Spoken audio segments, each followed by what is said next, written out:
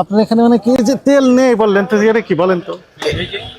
3 মাস যাবত উনি তেল পাননি। না না স্যার, 1 লিটারে যে উনি থামেন, আবার কি উনি আরো আছে? না না, আপনি বাইর করেন এই যে দেখেন। আবার কথা বলেন, এই 2 লিটার ওনার আবার দিছি। কথা বলেন, ওই যে স্যার নিচে ধৈর্য ধরেন। আরো আছে, ভিতরে আছে। তেল রেখে দিয়েছেন আপনি, বললেন 3 মাস যাবত তেল এই যে পাননি। আপনি বাইরে যান, 3 মাস আমি যাবত আপনার তেল সব পাননি। বাইর করে দিতেছি। 3 মাস যাবত আমরা তেল ওরা আমাদের এগুলো দেয়। কোথায় থেকে পেলেন? এগুলো তো আনছি। বললেন তো 3 মাস যাবত তেল পাননি। ডিলারে যে আপনারা যে আইনে মাল দেয় ওরা তো দিচ্ছে থামেন। না, ওটা বলতেছি। উৎপাদনের তারিখ হচ্ছে 11/2। আজকে কয় তারিখ? 2 তারিখ আজকে। 3 মাস থেকে পাননি, মানে গত মাসের 11 তারিখ উৎপাদন, তার এগুলো মধ্যে তো স্যার পেয়েছেন। আমরা বাইরে থেকে পারি নাই। থামেন, আমি বলি শোনেন, আপনার নাম কি? আমার নাম নুরুল ইসলাম স্যার।